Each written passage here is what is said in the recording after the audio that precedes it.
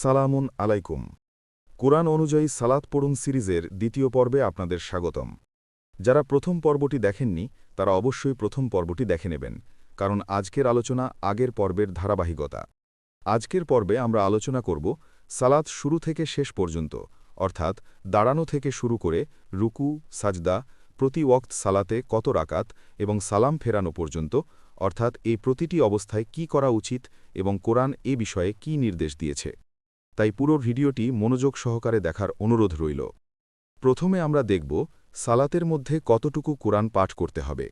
আল্লাহ তাআলা বলেন, তোমার প্রতিপালক জানেন যে তুমি কখনো রাতের 2/3 ইবাদতের জন্য দাঁড়াও, কখনো অর্ধেক, কখনো রাতের 1/3। তোমার সঙ্গী সাথীদের একটি দলও তাই করে। আল্লাহই রাত আর দিনের পরিমাণ নির্ধারণ করেন। তিনি জানেন তোমরা তা যথাযথ হিসাব রেখে পালন করতে পারবে না, কাজেই তিনি তোমাদের প্রতি ক্ষমা পরবশ হয়েছেন। কাজেই কোরআনের যতটুকু পড়া তোমার জন্য সহজ হয় তুমি ততটুকু পড়ো। তিনি জানেন তোমাদের মধ্যে কেউ কেউ অসুস্থ হবে, আর কতক আল্লাহর অনুগ্রহ সন্ধানে জমিনে ভ্রমণ করবে, আর কতক আল্লাহর পথে যুদ্ধ করবে। কাজেই তোমাদের জন্য যতটুকু সহজসাধ্য হয় তা থেকে পাঠ করো, আর সালাত কায়েম করো, জাকাত দাও, আর আল্লাহকে উত্তম ঋণ দাও। আর তোমরা নিজদের জন্য ভালো যা কিছু আগে পাঠাবে তোমরা তা আল্লাহর কাছে পাবে প্রতিদান হিসাবে উৎকৃষ্টতর ও মহত্তর রূপে। আর তোমরা আল্লাহর কাছে ক্ষমা চাও, নিশ্চয়ই আল্লাহ অতীব ক্ষমাশীল, পরম দয়ালু। সূরা আল মুজ্জাম্মিল, আয়াত ২০। এই আয়াত থেকে বোঝা যায় যে আল্লাহ পুরো কোরআন পাঠ করা বাধ্যতামূলক করেননি। তাই আমাদের পক্ষে যতটুকু সম্ভব সালাতের মধ্যে ততটুকুই পাঠ করব, কেননা আল্লাহ আয়াতে বলেছেন তোমাদের জন্য যতটুকু সহজসাধ্য হয় ততটুকুই পাঠ করো, এবং সালাত কায়েম করতে বলেছেন। সুতরাং সালাতের মধ্যে কেবল কোরআন থেকেই পাঠ করতে হবে, অন্য কোনো কিতাব বা গ্রন্থ থেকে নয়। অর্থাৎ সালাত শুরু করার পর তা শেষ হওয়া পর্যন্ত কোরআনের ভেতর থেকেই পাঠ করতে হবে। এরপর আল্লাহ বলেন, ওহে চাদরে আবৃত ব্যক্তি, রাতে সালাতে দাঁড়াও, কিছু অংশ ছাড়া, রাতের অর্ধেক কিংবা তার চেয়ে কিছুটা কম, অথবা তার চেয়ে বাড়াও, এবং ধীরে ধীরে সুস্পষ্টভাবে কোরআন পাঠ করো। সূরা আল মুজ্জাম্মিল, আয়াত 1-4। এই আয়াত থেকে আমরা স্পষ্টভাবে বুঝতে পারি সালাতে কোরআন পড়ার ধরন ধীরে ধীরে হতে হবে। কেবল উচ্চস্বরে বা দ্রুত পড়া নয়, বরং স্পষ্টভাবে পাঠ করা উচিত, যাতে আমরা অর্থ বুঝি এবং খেয়াল রাখতে পারি। অর্থাৎ সালাতের কোরআন পাঠ মনোযোগ সহকারে ধীর ও সুস্পষ্টভাবে করা উচিত। এখন আমরা দেখব সালাতে কোরআন আস্তে আস্তে পড়া উচিত নাকি জোরে জোরে। আল্লাহ তাআলা বলেছেন, তোমরা আল্লাহ নামে ডাকো বা রহমান নামে ডাকো, যে নামেই তাকে ডাকো না কেন, সবই ভালো, কারণ সকল সুন্দর নামই তো তার। তোমার সালাতের স্বর উচ্চ করো না, আর তা খুব নিচুও করো না, এ দুয়ের মধ্যবর্তী পথ অবলম্বন করো। সূরা আল ইসরা, আয়াত 110। এই আয়াত থেকে আমরা বুঝতে পারি আল্লাহ আমাদের সালাতে কোরআনের স্বর নিয়ন্ত্রণের নির্দেশ দিয়েছেন। স্বর খুব উঁচু বা খুব নিচু নয়, মাঝারি অবস্থান বজায় রাখতে হবে। যেহেতু এই আয়াতে কোনো নির্দিষ্ট সময়ের সালাতের কথা বলা হয়নি, তাই আমাদের প্রতি ওয়াক্তের সালাতেই আল্লাহর নির্দেশ অনুযায়ী স্বর মাঝারি অবস্থানে রেখে কোরআন থেকে পাঠ করতে হবে। সুতরাং এখন পর্যন্ত আমরা যা আলোচনা করেছি তা পর্যালোচনা করলে আমরা দেখতে পাই সালাতে কোরআন জোরে জোরে পড়া উচিত নয়, বরং আস্তে আস্তে আল্লাহর নির্দেশ অনুযায়ী স্বর মাঝারি অবস্থানে রেখে কোরআন থেকে পাঠ করতে হবে, এবং পাঠটি সুস্পষ্টভাবে হতে হবে, যাতে আমরা অর্থ বুঝি এবং মনোযোগ সহকারে আল্লাহর ইবাদাত সম্পূর্ণ করতে পারি। সূরা আল ইসরা, আয়াত 110। আল্লাহ বলেছেন, তোমার সালাতে স্বর উচ্চ করো না, আর তা খুব নিচুও করো না, এ দুয়ের মধ্যবর্তী পথ অবলম্বন করো, যা আমরা একটু আগে দেখেছি। এবং এই আয়াতের পরের আয়াতে আল্লাহ বলেছেন সালাত কিভাবে শুরু করতে হবে। এর পরের আয়াত অর্থাৎ সূরা আল ইসরা, আয়াত 111তে আল্লাহ রাসূলুল্লাহকে বলছেন, বলো, সমস্ত প্রশংসা আল্লাহরই, যিনি সন্তান গ্রহণ করেননি, তার সার্বভৌমত্বে কোনো অংশীদার নেই, তিনি দুর্দশাগ্রস্ত হন না, যার কারণে তার কোনো অভিভাবকের প্রয়োজন হয় না, আর তুমি সম্মান সহকারে তার মাহাত্ম্য ঘোষণা করো। এই কথা বলতে আল্লাহ কেন বলেছেন যে সমস্ত প্রশংসা আল্লাহরই, যিনি সন্তান গ্রহণ করেননি, তার সার্বভৌমত্বে কোনো অংশীদার নেই, তিনি দুর্দশাগ্রস্ত হন না, যার কারণে তার কোনো অভিভাবকের প্রয়োজন হয় না? কারণ আল্লাহ আমাদের মনে করিয়ে দিতে চান যে প্রতিবার যখন আমরা সালাত আদায় করব যে আল্লাহ পবিত্র, আল্লাহর কোনো অংশীদার নেই এবং তার কোনো অভিভাবক নেই। এছাড়াও এই আয়াত আরেকটি বিষয় ইঙ্গিত করে। আল্লাহ কোরআনের বিভিন্ন আয়াতে বারবার বলছেন যে তোমরা আল্লাহর পবিত্রতা ও মহিমা ঘোষণা করো সন্ধ্যায় ও প্রভাতে, বিকেলে, আর যখন তোমরা দুপুরে উপনীত হও, আর সূর্যোদয়ের আগে, সূর্যাস্তের আগে ও রাতের একাংশে তার পবিত্রতা ও মহিমা ঘোষণা করো এবং সালাতের পরেও। সুতরাং আল্লাহ কোরআনের যত জায়গায় আল্লাহর পবিত্রতা ও মহিমা ঘোষণা করার কথা বলেছেন সেগুলো মূলত সালাতের সময়ের দিকে ইঙ্গিত করে। কিন্তু যদি এই আয়াতের গুরুত্ব নিয়ে চিন্তা না করা হয় তাহলে এটি বোঝা যাবে না। অতএব আল্লাহ বলছেন যে তোমরা সালাতের শুরুতে বলো যে সমস্ত প্রশংসা আল্লাহরই, যিনি সন্তান গ্রহণ করেননি, তার সার্বভৌমত্বে কোনো অংশীদার নেই, তিনি দুর্দশাগ্রস্ত হন না, যার কারণে তার কোনো অভিভাবকের প্রয়োজন হয় না, আর তুমি সম্মান সহকারে তার মাহাত্ম্য ঘোষণা করো। অতএব সমস্ত প্রশংসা আল্লাহরই, এখান থেকে শুরু করে তার কোনো অভিভাবকের প্রয়োজন হয় না। এতটুকু বলার পর আল্লাহ আমাদেরকে বলছেন যে তোমরা আমার মাহাত্ম্য ঘোষণা করো, অর্থাৎ তাকবীর দাও। এখন তাকবীর দেওয়ার জন্য আপনারা বলতে পারেন হুয়াল আলিউল আজিম, যার অর্থ হল তিনি সুউচ্চ, সুমহান। এটি আপনারা সূরা আল বাকারার 255 নম্বর আয়াতে পেয়ে যাবেন এবং এই আয়াতকে আমরা আয়াতুল কুরসি নামে চিনি এবং এই তাকবীরের মধ্যে আল্লাহর শানবাচক দুটি নাম রয়েছে, যেমন আলী ও আজিম। তাকবীর দেওয়ার জন্য কি হুয়াল আলিউল আজিম এই কথাই বলতে হবে? উত্তর হল না। আপনি কোরআন থেকে অন্য যে কোনো কিছু বলতে পারবেন যা আল্লাহর মহত্ব ঘোষণা করে। সুতরাং এখন যদি আমরা আরবিতে পুরো বাক্যটি অর্থাৎ সূরা আল ইসরা আয়াত 111 পাঠ করি এবং তাকবীর দেই, তাহলে বলবো আলহামদুলিল্লাহিল্লাযী লাম ইয়াত্তাখিজ ওয়ালাদাও ওয়ালাম ইয়াকুল্লাহু শরীকুন ফিল মুলকি ওয়ালাম ইয়াকুল্লাহু ওয়ালিয়ুম মিনাজ-জুল্লি হুয়াল আলিউল আজিম, যার অর্থ দাঁড়ায় সমস্ত প্রশংসা আল্লাহরই, যিনি সন্তান গ্রহণ করেননি, তার সার্বভৌমত্বে কোনো অংশীদার নেই, তিনি দুর্দশাগ্রস্ত হন না, যার কারণে তার কোনো অভিভাবকের প্রয়োজন হয় না, তিনি সুউচ্চ, সুমহান। তারপরে আপনারা বলতে পারেন রব্বি আউযুবিকা মিন হামাযাতিশ শায়াতিন ওয়া আউযুবিকা রব্বি আইয়াহদুরুন, সূরা আল মুমিনুন 97 ও 98 নম্বর আয়াত, যার অর্থ হল হে আমার প্রতিপালক, আমি শয়তানের কুমন্ত্রণা হতে তোমার নিকট আশ্রয় প্রার্থনা করছি, আর আমি তোমার নিকট আশ্রয় প্রার্থনা করছি হে আমার প্রতিপালক, যাতে তারা আমার কাছে আসতে না পারে। তারপরে আপনারা সূরা আল ফাতিহা পড়বেন। এখন এই সূরা কেন পড়বেন? কারণ আল্লাহ বলেন, হে মুমিনগণ, ধৈর্য ও সালাতের মাধ্যমে সাহায্য চাও, নিশ্চয়ই আল্লাহ ধৈর্যশীলদের সাথে আছেন। সূরা আল বাকারা আয়াত 153। অর্থাৎ আল্লাহ বলছেন যে তোমরা সালাতের মাধ্যমে আমার কাছে সাহায্য চাও। এখন সূরা আল ফাতিহার 1 থেকে 4 নং আয়াতে আল্লাহর প্রশংসা রয়েছে এবং 5 থেকে 7 নং আয়াতে আমরা আল্লাহর কাছে সাহায্য চাই। যদি আমরা পুরো সূরাটি বাংলায় পড়ি তাহলে এর অর্থ পুরোপুরি বুঝতে পারব। পরম করুণাময়, অতি দয়ালু আল্লাহর নামে। আল্লাহরই সমস্ত প্রশংসা, যিনি বিশ্বজগতের রব, যিনি পরম করুণাময়, অতি দয়ালু। বিচার দিনের মালিক, আপনারই আমরা ইবাদত করি এবং আপনারই নিকট আমরা সাহায্য চাই। আমাদেরকে সরল সঠিক পথ প্রদর্শন করুন, তাদের পথ যাদের প্রতি আপনি অনুগ্রহ করেছেন, তাদের পথ যারা গজবপ্রাপ্ত ও পথভ্রষ্ট নয়।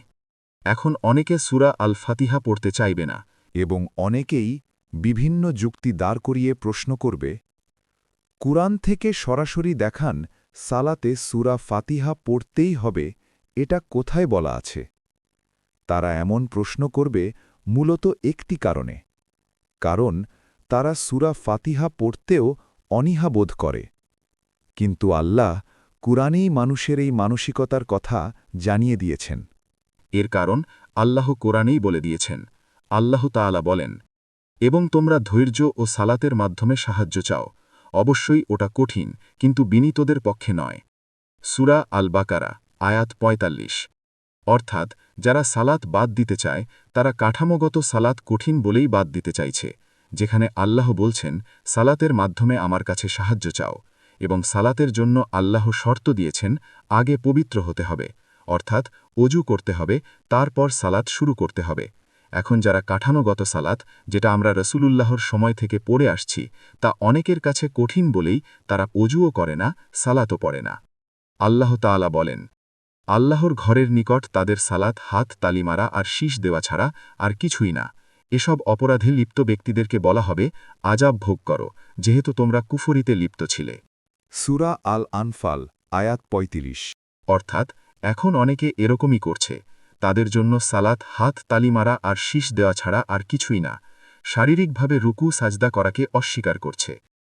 কিন্তু আপনাদের কাছে আমার প্রশ্ন, যদি আপনি সালাত বলতে কাঠামোগত সালাত না বুঝে থাকেন, অর্থাৎ কোরআনে যে রুকু ও সাজদা করার কথা বলা আছে আর বলা আছে নির্দিষ্ট সময়ে সালাত আদায় করা মুমিনদের জন্য ফরজ, তাহলে আপনি নির্দিষ্ট সময়গুলোতে কি করবেন?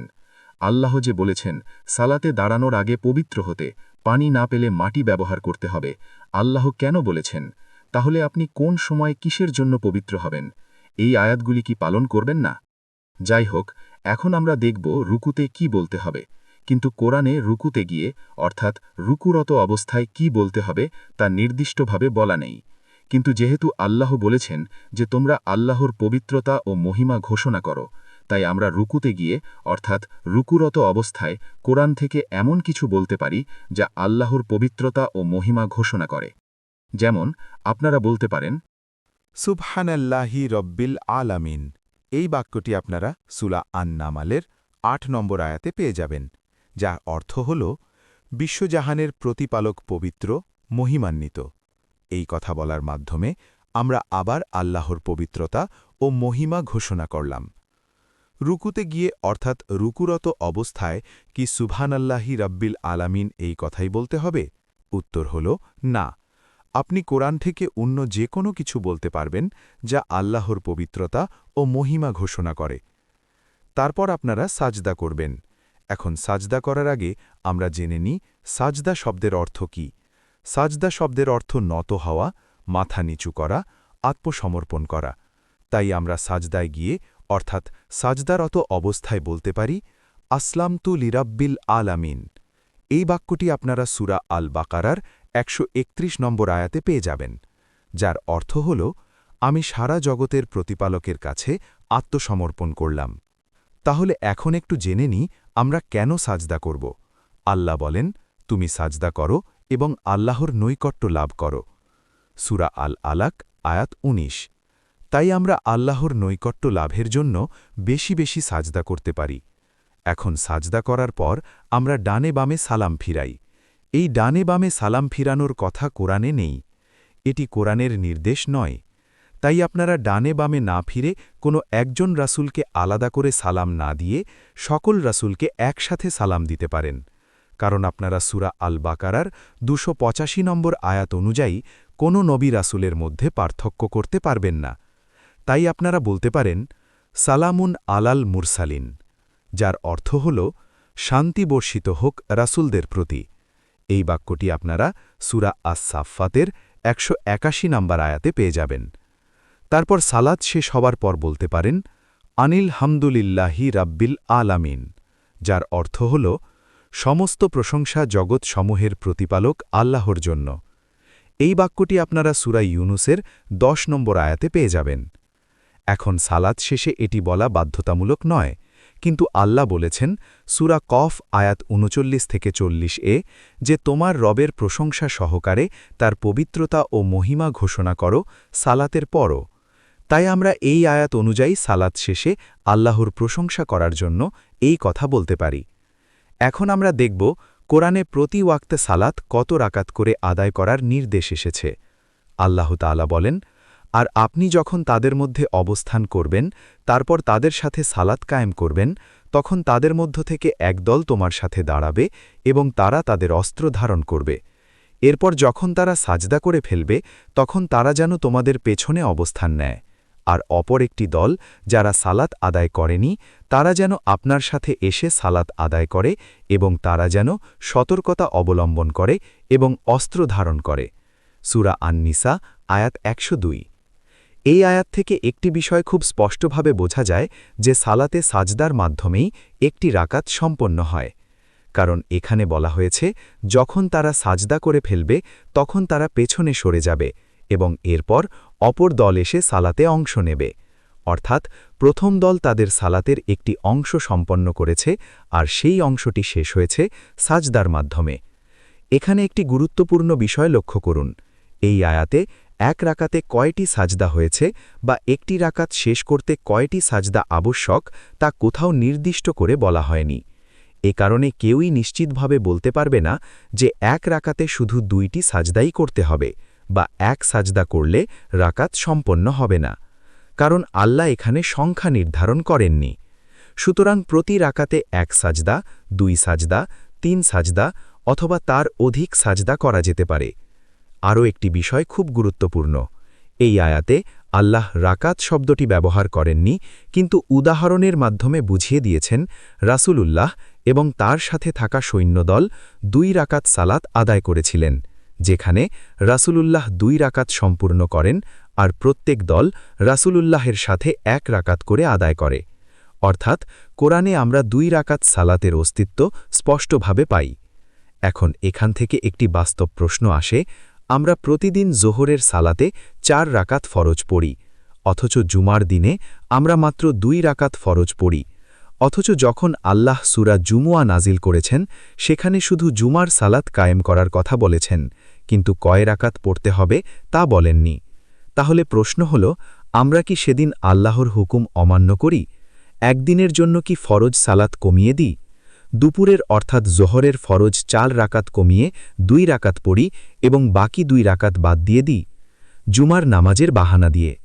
এই ক্ষমতা কি কোনো মানুষের আছে না এটা মানুষের ক্ষমতা নয় সুতরাং জুমার দিনে 2 রাকাত ফরজ সালাতই স্পষ্ট প্রমাণ দেয় প্রতিদিনের জোহর আসর মাগরিব ও এশা প্রতিটি 2 রাকাত ফরজ হওয়া উচিত আর ফজরের সালাত আমরা 2 রাকাত ফরজ হিসেবে আদায় করি এটি আমার ব্যক্তিগত ব্যাখ্যা ও যুক্তি তবে যদি কেউ মনে করেন আমি ভুল বলেছি তাহলে সেটা প্রমাণ করতে হবে শুধু কোরআনের মধ্য থেকে কেউ যদি অন্য কিতাব বা কোনো গ্রন্থের ওপর ভরসা করে আমার যুক্তি চ্যালেঞ্জ করে এটা কোরআনের আলোকে গ্রহণযোগ্য নয় অতএব সালাতের রাকাত সংখ্যা এবং কাঠামো শুধুমাত্র কোরআন থেকে বোঝা উচিত এখন যেন কেউ ভুল না বোঝেন আমার কথা শুনে কেউ যেন মনে না করেন যে সবাই এখন প্রতি ওয়াক্ত 2 রাকাত ফরজ পড়া শুরু করবে না আমি কাউকে কিছু ফরজ করতে পারি না আমি শুধু এটুকুই বলছি কোরআনে 2 রাকাত সালাতের স্পষ্ট ইঙ্গিত রয়েছে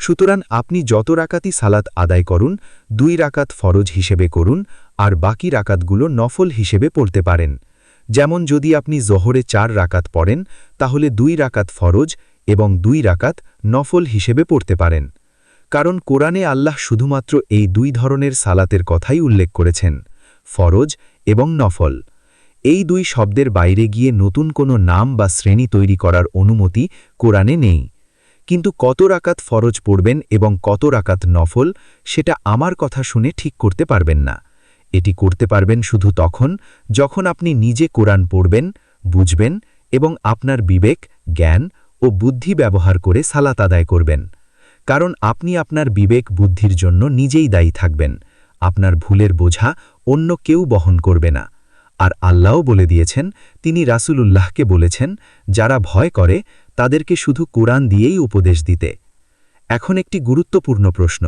আমি যে পদ্ধতিতে সালাত আদায় করার কথা বলেছি তা শিখতে গিয়ে কি আপনি এতদিন যেভাবে সালাত আদায় করে আসছেন তা হঠাৎ করে বাদ দিয়ে দেবেন উত্তর হল না আপনি যদি মনে করেন কোরআন অনুযায়ী সালাত আদায় করতে চান তাহলে তা ধীরে ধীরে শিখুন বুঝে শিখুন কোরআন নিজে পড়ুন চিন্তা করুন তারপর আস্তে আস্তে আপনার সালাতে পরিবর্তন আনার চেষ্টা করুন আর যদি মনে করেন আমার ব্যাখ্যা আপনার কাছে গ্রহণযোগ্য নয় তাহলে আপনি যেভাবে প্রতি ওয়াক্তে যত রাকাত সালাত আদায় করছেন সেভাবেই আদায় করতে থাকুন কারণ আমি কারোর ওপর কিছু চাপিয়ে দিতে আসিনি প্রত্যেক মানুষ তার নিজ নিজ বিবেক জ্ঞান ও বোঝাপড়ার জন্য দায়ীশীল সিদ্ধান্ত আপনার জবাবদিহিও আপনার এই ভিডিওতে আমি যা কিছু উপস্থাপন করেছি সেটা সম্পূর্ণরূপে কোরআনের আলোকে কেউ আমার কথা অন্ধভাবে অনুসরণ করবেন না সর্বদা নিজে কোরআন পড়ার পর এবং বোঝার পরেই অনুসরণ করুন এই সিরিজের পরবর্তী পর্বে আমরা দেখব কোরআন থেকে সালাতের ভেতরে কোন কোন দুয়া করা যায় কারণ আল্লাহ কোরআনের মাধ্যমেই আমাদের শিখিয়েছেন কিভাবে তার কাছে ক্ষমা চাইতে হয় নিজের জন্য কিভাবে দুয়া করতে হয় এবং যাদের বাবা মা ইন্তেকাল করেছেন তাদের জন্য কিভাবে দুয়া করতে হয়। কোরআনে অসংখ্য দুয়া রয়েছে যেগুলো সরাসরি আল্লাহ আমাদের শিখিয়েছেন। আমরা সেগুলো নিয়েই আলোচনা করব ইনশাআল্লাহ। তবে যেহেতু সামনে রমজান মাস আসছে, তাই তার আগে আমরা আলোচনা করব কোরআন অনুযায়ী কিভাবে সিয়াম পালন করতে হয়। কারণ কোরআন অনুযায়ী সিয়াম পালন না করলে আপনার আমলনামার কিতাবে হাসরের ময়দানে আপনি যে সিয়াম পালন করেছেন তা লেখা নাও থাকতে পারে। সিয়াম একটি ফরজ ইবাদত, আর ফরজ ইবাদত সঠিকভাবে আদায় করা অত্যন্ত গুরুত্বপূর্ণ। তাই রমজানকে সামনে রেখে পরবর্তী ভিডিওতে থাকবে কোরআন অনুযায়ী সিয়াম পালনের বিস্তারিত আলোচনা ইনশাআল্লাহ। এখন অনেকে বলবেন যে ভাই, আপনি যে এতক্ষণ কোরআন নিয়ে আলোচনা করলেন, এই অধিকার আপনাকে কে দিয়েছে? এই অধিকার আমাকে কোরআনই দিয়েছে, এবং আমি যদি তা ব্যবহার না করি তাহলে আমাকে জাহান্নামে যেতে হবে, এবং আপনারাও যদি শুধু কোরআন অনুসরণ না করেন তাহলে আপনারাও জাহান্নামে যাবেন। চলুন দেখি আমি যা বলছি তা কোরআনে আছে কিনা। আল কোরআন নিজেই মানুষকে তার আয়াতসমূহ নিয়ে চিন্তা ভাবনা করতে নির্দেশ দেয়। আল্লাহ বলেন, তবে কি তারা কোরআন নিয়ে গভীর চিন্তাভাবনা করে না, নাকি তাদের অন্তরসমূহে তালা রয়েছে? সূরা মুহাম্মদ আয়াত ২৪। এ কারণে আল কোরআন নিয়ে চিন্তা করা, বোঝার চেষ্টা করা এবং সেই অনুযায়ী পথ বেছে নেওয়ার অধিকার ও দায়িত্ব প্রত্যেক মানুষেরই রয়েছে।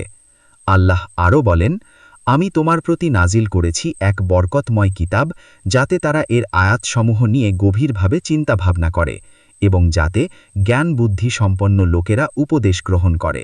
সূরা সাদ আয়াত ২৯। আবার আল কোরআন স্পষ্টভাবে সংখ্যাগরিষ্ঠের অনুসরণ করতে নিষেধ করেছে। আল্লাহ বলেন, তুমি যদি পৃথিবীর অধিকাংশ লোকের অনুসরণ করো তাহলে তারা তোমাকে আল্লাহর পথ হতে বিচ্যুত করে ফেলবে। তারা তো কেবল আন্দাজ অনুমানের অনুসরণ করে চলে। তারা মিথ্যাচার ছাড়া কিছু করে না। সূরা আল আনাম আয়াত ১১৬। এবং কোরআন স্পষ্টভাবে জানিয়ে দেয় যে প্রত্যেক মানুষ নিজ নিজ বিবেক ও বুদ্ধির জন্য দায়ী থাকবে। আল্লাহ তাআলা জাহান্নামবাসীদের জবানিতে ভয়াবহ এক স্বীকারোক্তি তুলে ধরেন, যেখানে তারা নিজেরাই স্বীকার করবে যে তারা শোনেনি, চিন্তা করেনি, নিজেদের বিবেক বুদ্ধি ব্যবহার করেনি, এবং এই অবহেলার ফলেই তারা জাহান্নামের আগুনে পতিত হয়েছে। আল্লাহ বলেন, আমরা যদি শুনতাম বা বিবেক বুদ্ধি ব্যবহার করতাম তবে আমরা জাহান্নামবাসী হতাম না। সূরা আল মুলক আয়াত ১০। এই আয়াত স্পষ্ট করে দেয় জাহান্নামে যাওয়ার অন্যতম কারণ হল বিবেককে নিষ্ক্রিয় রাখা, সত্য সামনে আসার পরও চিন্তা না করা ও অন্ধ অনুসরণ করা।